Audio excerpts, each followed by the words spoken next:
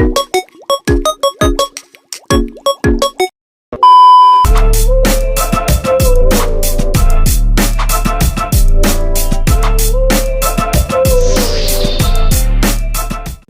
welcome to our podcast. My name is Renji Espejo I am Joseph L. Manalo.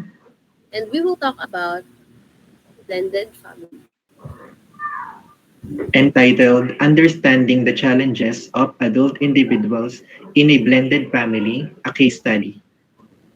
So, ayun, pag-uusapan natin yung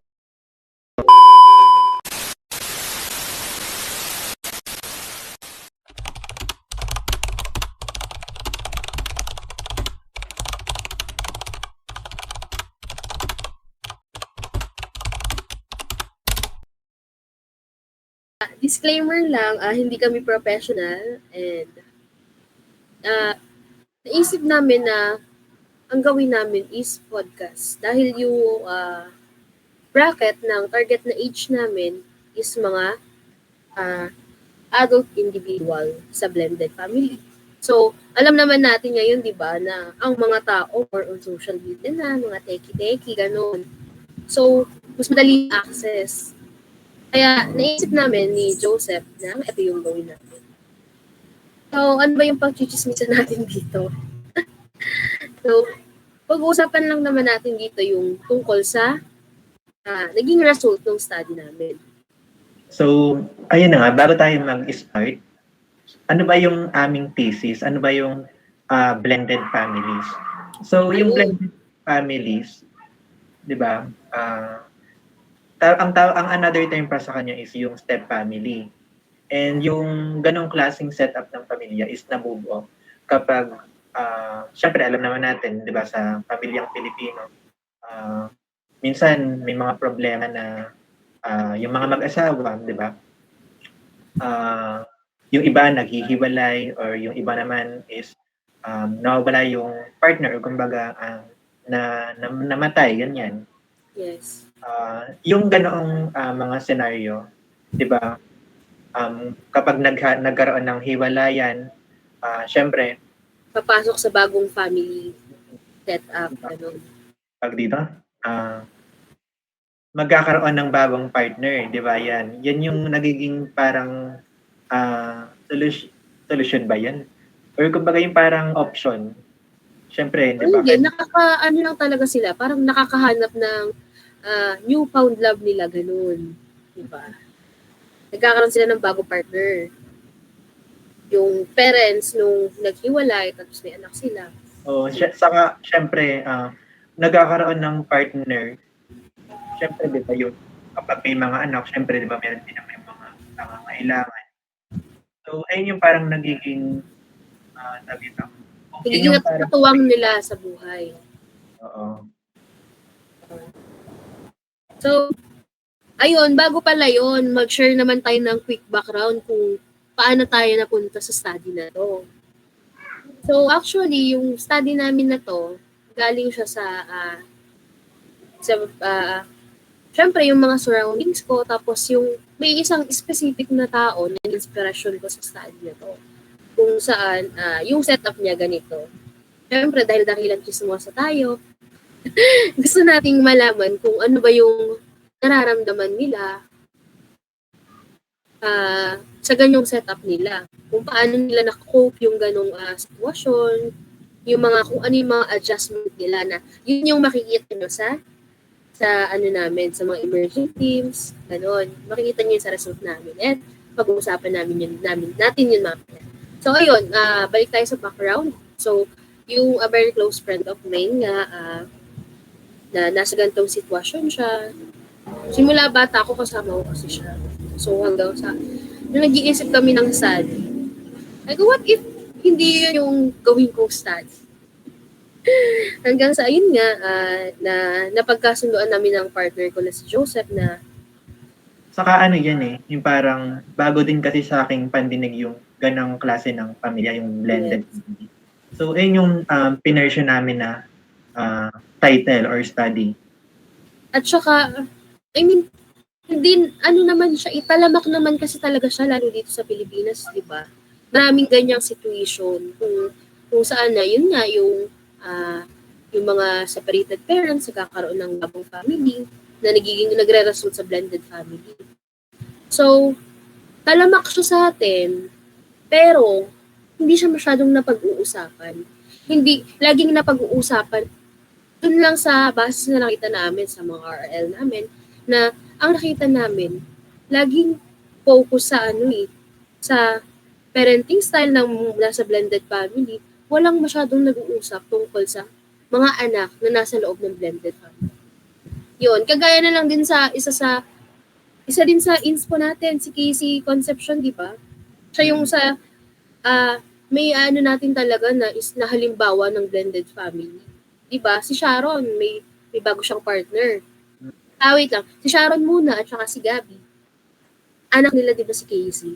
Ngayon, si Sharon nagkaroon ng bagong family, 'di ba?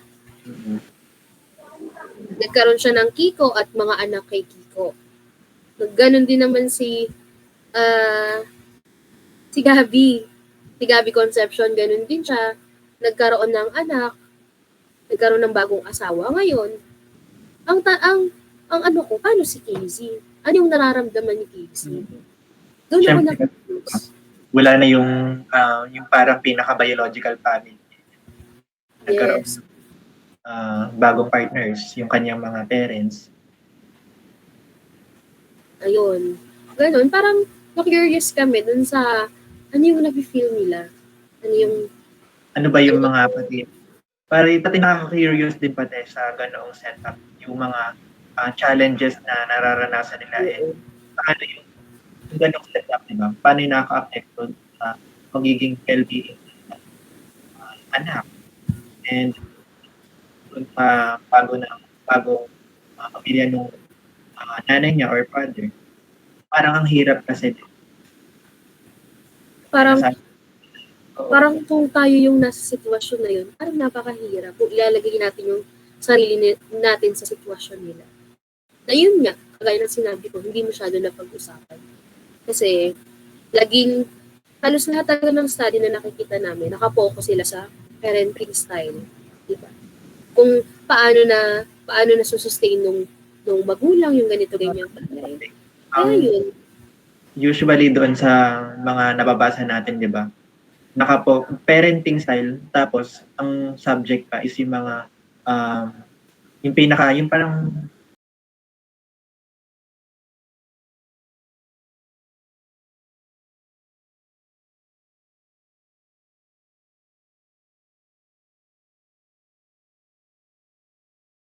and walang nagpo-focus mostly doon sa mga adult individuals, doon sa mga pinaka-mature na anak.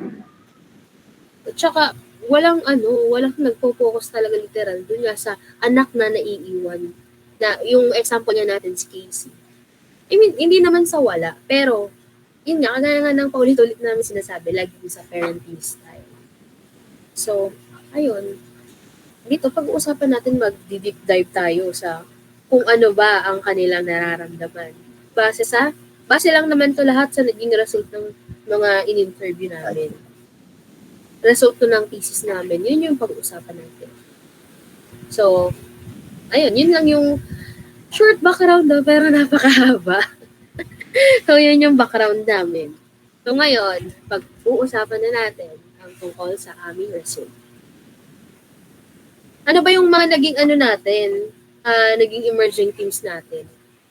So, doon sa ating research, di ba, nakabuo tayo ng tatlong superordinate teams, and yung sa emerging teams naman is 5. Doon sa ating, di ba, sa ating unang superordinate teams, ang nabuo natin is yung family relationship, which is yung healthy family. So, tapos? Doon sa may healthy family. Ayun, healthy family kasi, noong buo pa yung kanilang pamilya.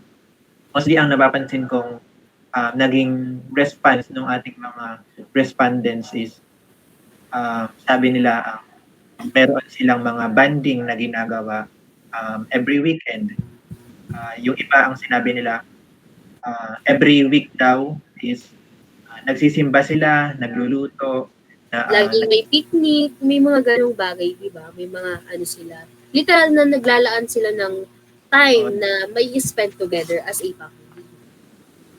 Yun yung sa ano namin, sa healthy family namin. Na meron din dito na kagaya ng isa naming respondent. Mahilig daw silang magluto, tapos pupunta sila sa bundok, doon daw sila nagbabanding. Sama sila ng pamilya nila Oo. Meron din dito na ayun, kada day off daw, namamasyal sila sa park, nagbabanding. Tapos, meron pa kami na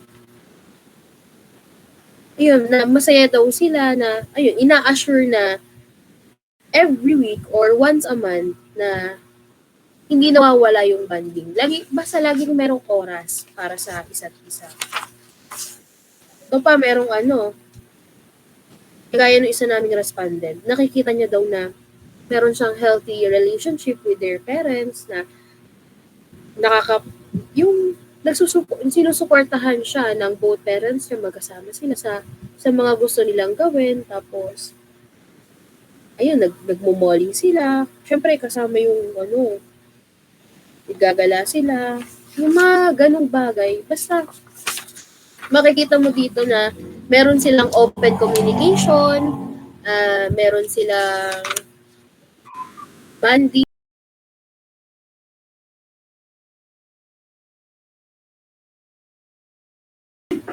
Saka ang isa pa doon, napansin ko, magpapagay naman din napahapyaw doon sa naging setup nila.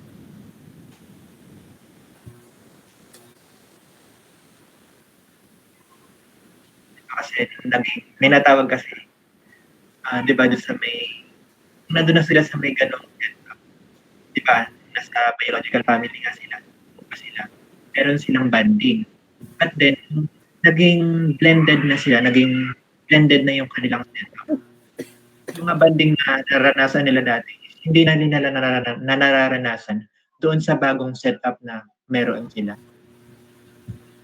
So, yun yung parang doon na pumapasok yung isa nating emerging teams, yung adjustment. Nagkakaroon na ng pagbabago. Nagta-transition na. Kung dati healthy relationship na may banding, ngayon, hindi, halos lahat sa kanila hindi na nabawasan nawala talaga, di ba? Like, syempre, yung parents sila, focus na dun sa bagong pamilya, or nagkakabanding man, pero hindi na kasi nalas ng data. So, isa din yun sa parang parang sad part ng isang ganoong setup na, di ba, usually, dati na nararanasan nila na lagi-lagi may banding. But then, after na magbago yung setup, hindi na nila nararanasan. Or kung maranasan man nila is napakadalang. Ito, bubunot tayo ng isa sa sumagot sa study natin.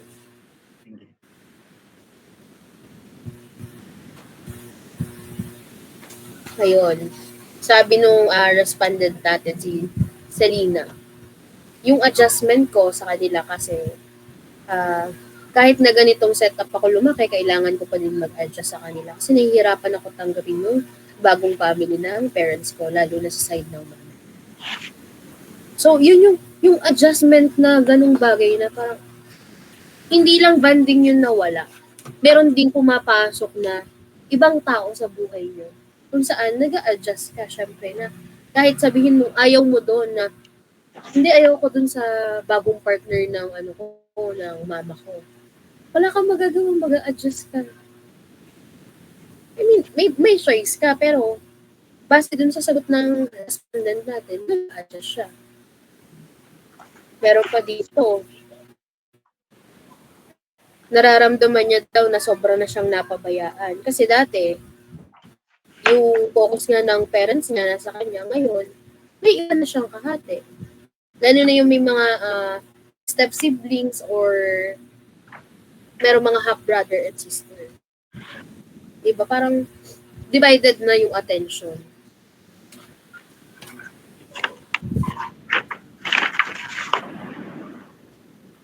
Ito pa, last na tungkol dyan sa adjustment natin.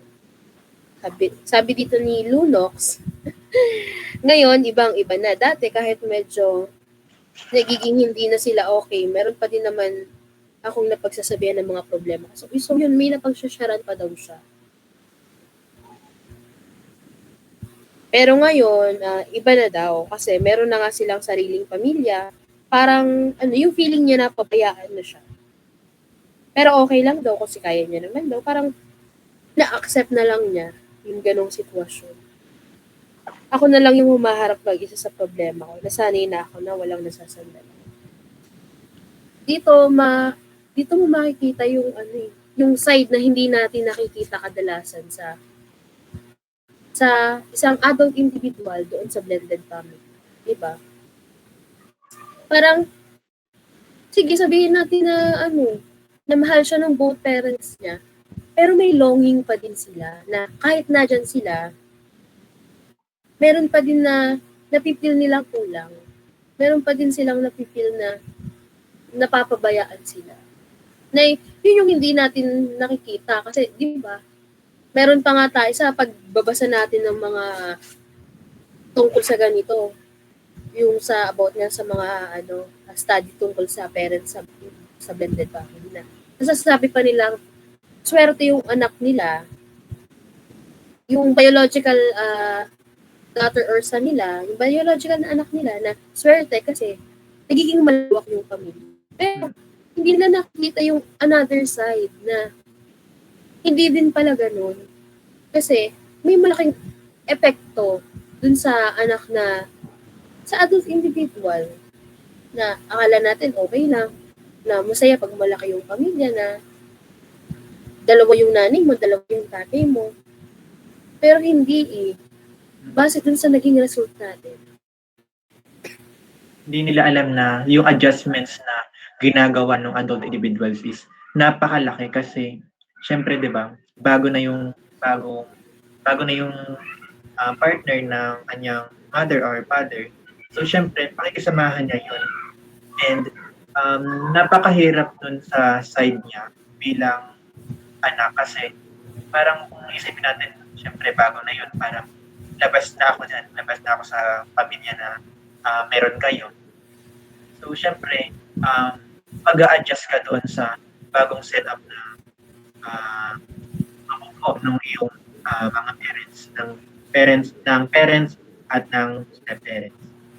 Parang doon na din yung nafe-feel nila na nale-left out na sila, di ba? Mm-hmm.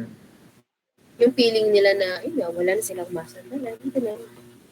So, ayun, dito din, sa difficulties experience, isa na to talaga miscommunication. Talaga namang hindi natin maitatanggi na talagang malaking impact ang pagkakaroon ng miscommunication sa ganitong setup. Hindi lang siya simpleng miscommunication na nararanasan ng isang pamilya or ng adult individuals. Kasi, syempre, di ba, dun nabago na yung setup ng pamilya na meron siya. So, ang nangyayari kasi, parang nakapokus na yung bagong pamilya doon sa bagong partner. So, syempre, yung sa biological na parents niya, syempre, di ba, both yun nagkaroon na ng partner. So, hindi na, yung pag-uusap nila is madalang na, hindi na palagi ang nag-uusap. So, parang nagkaroon ng So, masasabi din talaga natin na iba yung pinagdadaanan ng taong nasa blended family kumpara sa intact. Diba? Mm-hmm. Yun, dito sa miscommunication din, may mga bagay na bino-voice out sila sa magulang nila na feeling nung magulang nila na nakikipag-argue lang yung anak nila sa kanila. Which is hindi naman.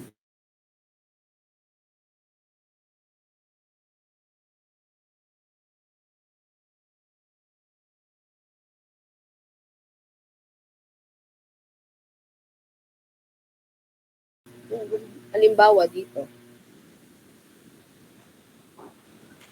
Kay El tayo. Kay Hardy. Sa tingin ko, pinakamahirap sa akin ang communication, lalo na kapag nakikipag-usap ako sa aking papa. Minsan kapag pakiramdam ko ay hindi ko na kaya, wala akong papa na matakbuhan tulad ng dati. Noong kailangan ko ng taong mapag-sharean ng aking maliliit na tagumpay, wala siya. Minsan pakiramdam ko, ako ang nakakakuha ng responsibilidad nila para sa amin, at kapag kinakausap ko sila, hindi man lang sila nag-aabala na makinig. Nagkakaroon na ng miscommunication, doon na pumapasok. Mas nakatutok siya sa bago niyang pamilya. Sa mama niya naman, parang nabawasan daw yung closeness sila kasi nga malayo at di na sila masyado nakakapag-usap. Pinakang apektado siya dun sa side ng papa niya. Nararamdaman niya na nanglilimus na siya ng love tsaka joy. Tapos yun, nagkaroon na siya ng half brother or half sister doon sa kanyang father side, na kung saan na kapag ino-open niya yung feel niya na kagaya nga ng dati nakakapag-share siya. Ngayon, feeling ng papa niya na, ang drama mo naman kung ano sinasabi mo, na parang sinusuportahan ka naman, ba't ang dami mo pang Nagkakaroon ng hindi pagkakaunawan, hindi kagaya dati na nagiging sandalan nila yung isa't isa. Ngayon, feeling nung sa miscommunication nila, nafe-feel nila na parang magkalaban na sila. So, ito naman, babasahin ko yung kay Lunox. Ito kasi yung parang, base sa kanyang naging sagot. Ayun, sa akin, nahirapan akong kausapin ng aking step-parent dahil hindi ko alam kung ano ang itatawag ko sa kanya. Nahirapan akong makihalubilo sa kanila, lalo na sa bagong pamilya ng aking ama. Hindi ko sila tinanggap, hindi ko sila nagustuhan. So, yung kay Lunox, nahirapan siya dun sa step-parent niya. Siyempre, hindi niya nga alam kasi, di ba, hindi niya alam kung anong itatawag niya sa kanyang step-parent, kung tatawagin niya ba ito nung mommy or daddy, o kaya naman, or tito, o kaya naman tita. Pero dito kasi sa kanya, dun sa ikalawa niyang sagot, dun sa side ng kanyang stepfather, sa kanyang father rather, which is yung stepmother. Kasi parang lumalabas dito na parang hindi siya okay doon sa kanyang stepmother. Or kumbaga, parang hindi siya nakakatanggap doon ng mga suporta. Kaya parang dito, basta sa kanya naging sagot, hindi ko sila nagustuhan. So parang kung iisipin natin, baka hindi siya tanggap doon sa pamilya ng kanyang biological father, which is yung step-parent na doon is yung kanyang stepmother. While doon naman sa mother side niya, which is ang nandun is yung stepfather. Doon, meron siyang okay na relationship. Okay yung relationship niya doon sa side niyang kanyang biological mother kasi nakakatanggap siya doon ng mga suporta. Base nga doon sa isa niyang sagot na nabasa ko. Di ba nasa apartment siya? Di ba? Nakikirenta siya. And kapag wala siyang kapag wala siyang pambayad, inaabutan siya ng kanyang stepfather. Which is, in that way, nararamdaman niya na suportado siya, na belong siya doon sa pamilya ng kanyang biological.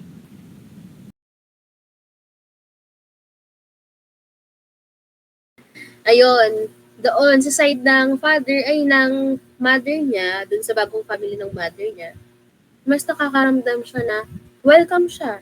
Na hindi kagaya dun sa naiparamdam sa kanya sa father side niya. Kaya parang nawalan din sila ng communication base dito sa sagot niya. Kasi dito, pasok na tayo sa support na ay Lunox yan, di ba? Sabi niya, dito sa support,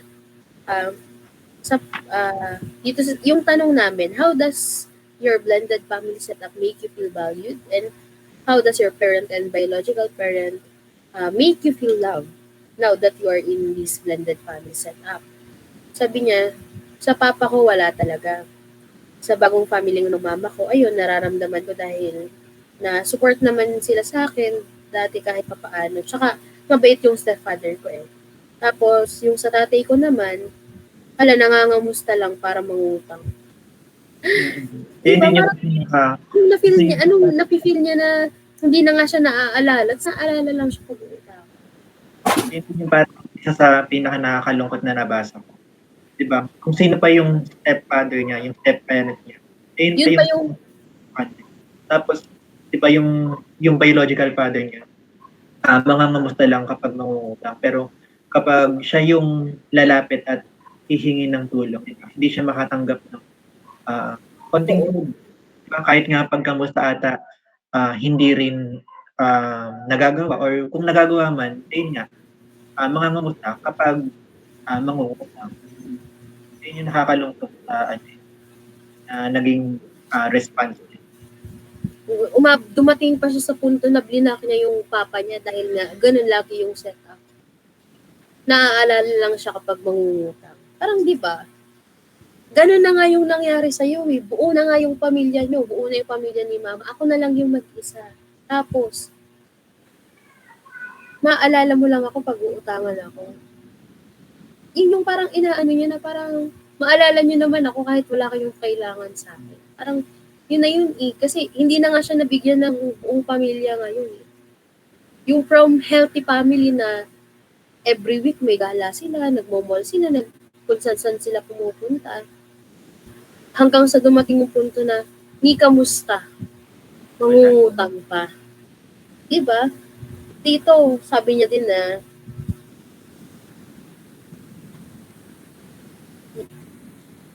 yun, naalala siya, kamustahin dahil nga mangungutang. Pero sa stepfather niya, magugulat ka daw. Kasi, dati, pinapadalan daw siya ng 6K, tapos yung tunay niyang tatay, inuutangan pa siya. Alam mo yung nagkakaroon ng comparison. Doon mo mababanggit yung hindi stepfather eh. Father who step up. Yun yung yung tinagamit natin term ngayon, di ba? Father who step up, hindi stepfather. Siya diba? Yung tumatayo ng tatay, di ba? Kung sino pa yung stepfather, siya pa yung handang tumulong. Siya pa yung handang sumuporta sa kanyang anak. Kahit na yung anak na yun is hindi niya biologically child. Oo. Tapos sabi niya pa dito, sa stepfather niya daw, doon niya daw talaga naramdaman na mahal siya. Kasi, yun yung willingness na tumulong. At saka yung support na nararanasan niya at nararamdaman niya dun sa stepfather niya. Napaparamdam daw na importante siya at saka mahal. Although, dun sa relationship nila ng mother niya, merong kaunting laman. Pero at least, alam niya na mahal siya nung stepfather niya. Pero, syempre, hindi lahat ganun yung scenario natin dito. Kay Lunox lang yun. Dito naman sa Sige. So, sino ka? Kay Harley. So, how does your family end? Side daw ng mama niya sa bagong partner na dun daw sa stepfather pa din pala. Nararamdaman niya daw na mahalaga sila kahit papaano, sinusuportahan daw siya.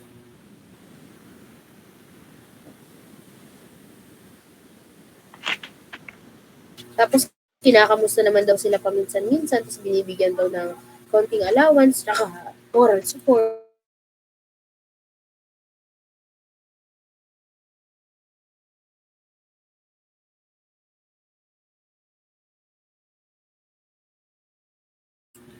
Nagkaroon din ng comparison. Kapapa niya, moral support lang din daw. Hindi daw masyado nagbibigay, tapos yun, madalas, kulang kasi yung kinikita sa akin. Pero usually, dyan sa support, ang pinaka nagsusupport talaga is yung stepfather, yung step-parent. So, in that way kasi, dun sa financial support, in that naman nung adult individuals na belong pala sila dun sa ganong setup, sa bagong setup ng pamilya na meron sila. Kumbaga parang hindi nila nararamdaman na hindi sila mahalaga or tama ba yun? Na mahalaga pala sila kahit na hindi sila biologically child nung step parent.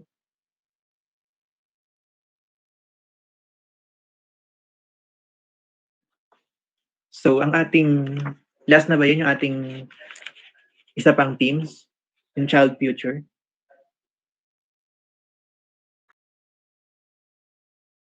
Dito, meron din tayong ano dito, ayun, kay Selena. True moral support daw.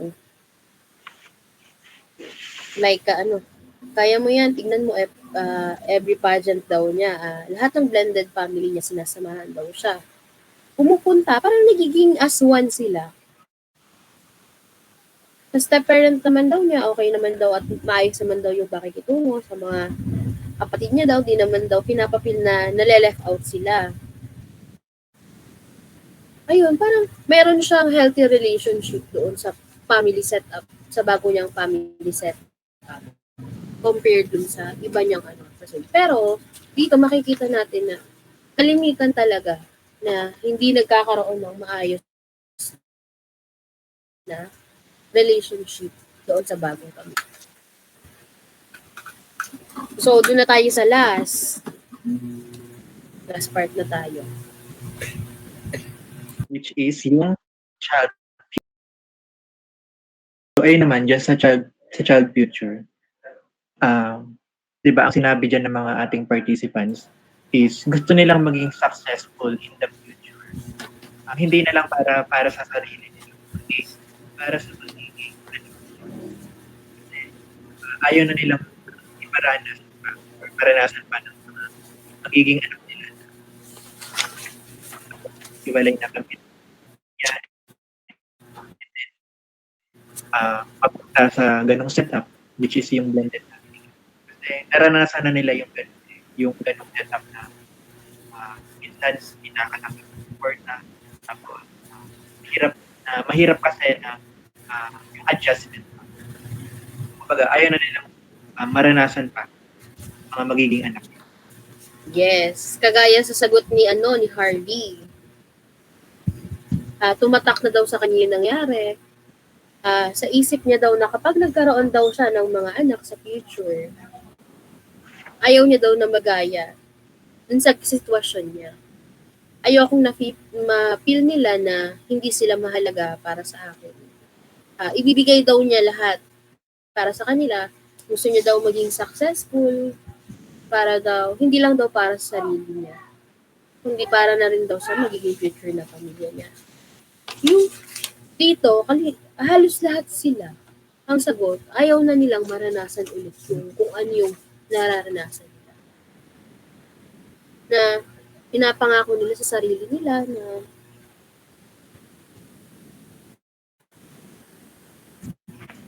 hindi daw ipaparanas sa magkaroon ng hiwalay ng magulang at magkaroon ng blended family. Yung mga ganun.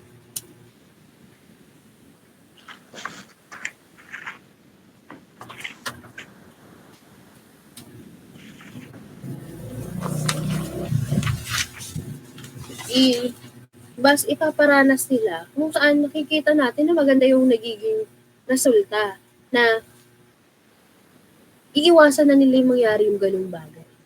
Diba?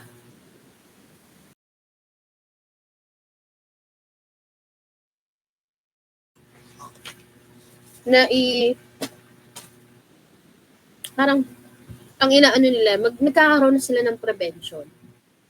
At nagkakaroon na din sila ng mas malawak na understanding, preparation sa pagbuo ng pamilya na hindi lang basta-basta na pipili ka lang ng kung sino. I mean, wala bang term na gano'n na inano dito, pero yung mas magiging maingat sila.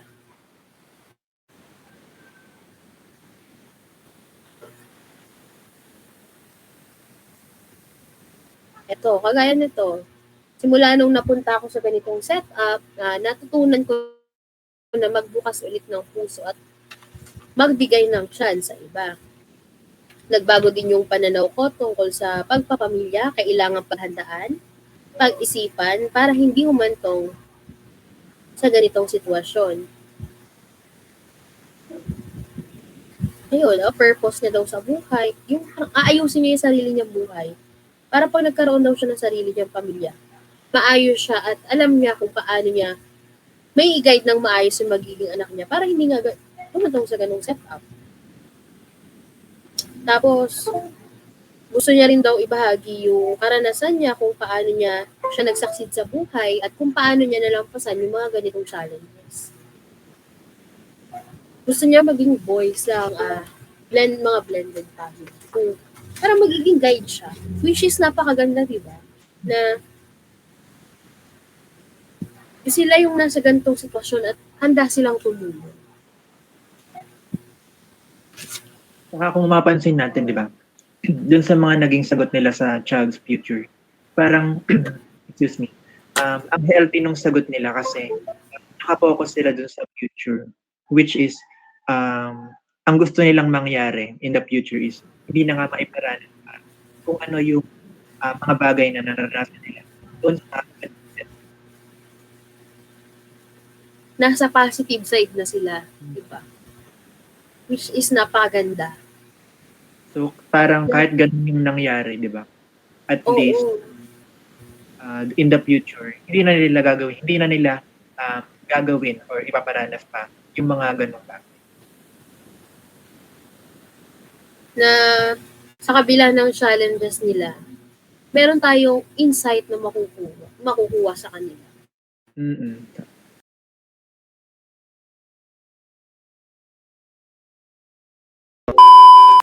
Tanungin kita, sa lahat ng naging respondent natin, kanino yung pinakang tumatak sa'yo na sagot? Sa akin, ang pinaka-tumatak talaga sa akin, yung kay Lunox. So, yung Lunox, clarification lang, yung mga, yung name na ginamit namin sa kanila is, usually parang tunog Mobile Legend characters. So, syempre, lagi ko siya sa ML, charot. Syempre, para maprotektahan yung kanilang yes. Data privacy. Yung kay Lunox, syempre, tumatak yung sa akin yung kay Lunox kasi, di ba, parang ang sakit lang dun sa part na mga kamusta yung kanyang biological father.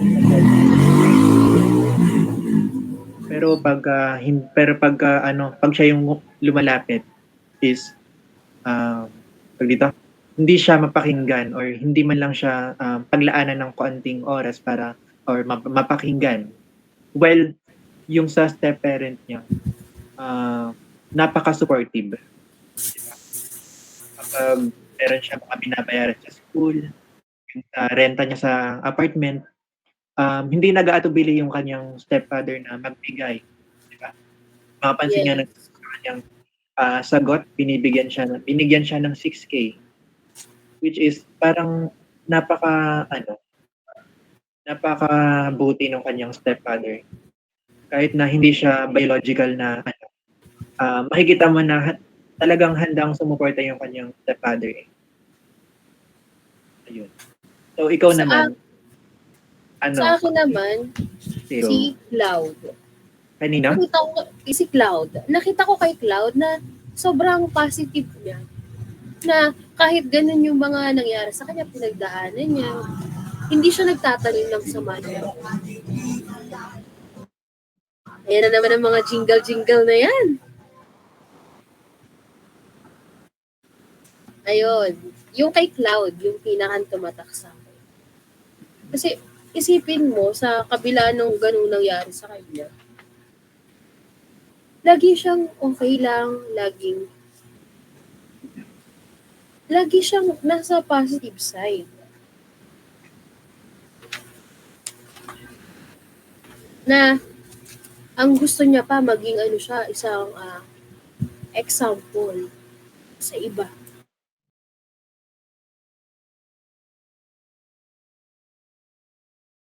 Hindi to mapupulot mo talaga na kahit ganun yung nangyari sa'yo na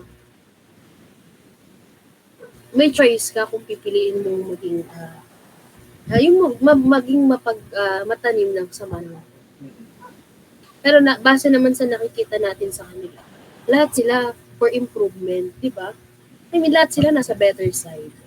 Saka ang isa, kahit na ganun yung nangyari sa kanila, na naging blended yung realization nila in the future, para na magpapagpapit, hindi na nila maranas yung mga bagay na na-experience nila doon na ganun. At saka, dito, masaya ako na i-share nila yung mga ganong thoughts nila sa atin. Na nalaman natin na yung mga bagay na hindi natin basta-basta makikita or malalaman sa isang tanong na kamusta. Diba? Malalaman natin siya sa pagkakaroon ng deep communication sa kanila. Na, ganito pala yung pinagdaanan nyo, na ganito pala yung nararamdaman mo. Or nararamdaman nyo. Parang, naiintindihan na natin yung side nila. Na unseen. Na nakikita lang na, kagaya ng share natin kanina na nakikita natin na madami nga siyang community, ganito, ganyan. Pero, yung deep inside sa kanila, nalaman natin. Diba? Ayun. So, ayun. Before we end, ano yung mga, ikaw, ano yung maire-recommend mo doon sa mga step or sa mga parent na magkakaroon or magbabalak na magkaroon ng bagong partner in the future? Siyempre, hindi kasi, di ba?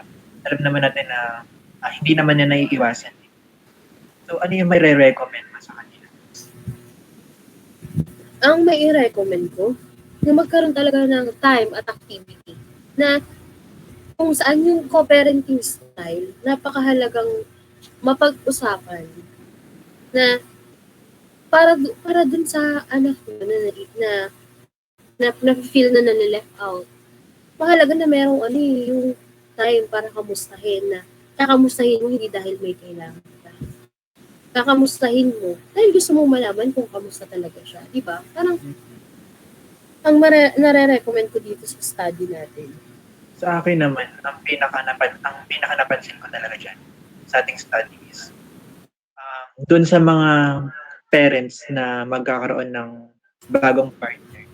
Siguro maganda na bago sila pumasok sa ganoong setup, i-inform muna nila yung mga anak nila na ay ganito bagong stepfather. Kasi mahalaga yun para malaman ng mga anak. And at the same time, kayo na rin parang opportunity na makapag-adjust sila kahit na hindi pa sila nandun sa internet. Diba is yung communication. Dapat talaga na ipapaliwanag ng maayos, no? Yun yung parang kulang sa parang hindi sila nagkaroon ng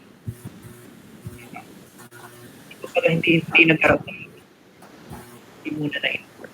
Baga parang pumasok na lang sila sa ganong setup. Kaya parang dun pumapasok yung adjustment. Kaya mahirap para sa mga adult individuals yung mag-adjust sa ganoong sitwasyon.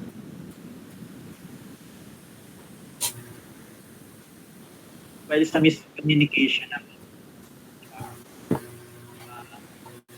hirap din siya kasi nawawala na ng siyempre diba nagkaroon niya naman ng bagong partner o parent. And yung communication nila sa isa't isa is nawawala kasi focus na nga doon sa bagong setup. Dapat magkaroon ng balance. Yung balance treatment, no? Kumbaga magkaroon time lang.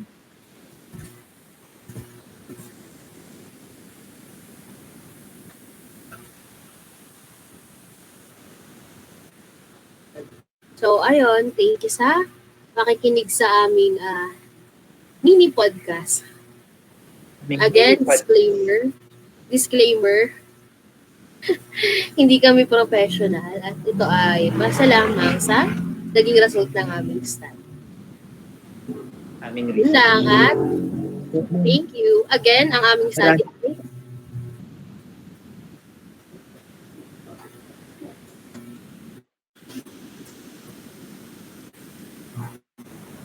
Again, ang aming study ay patungkol sa blended family. Yun lang. Bye-bye. Maraming salamat.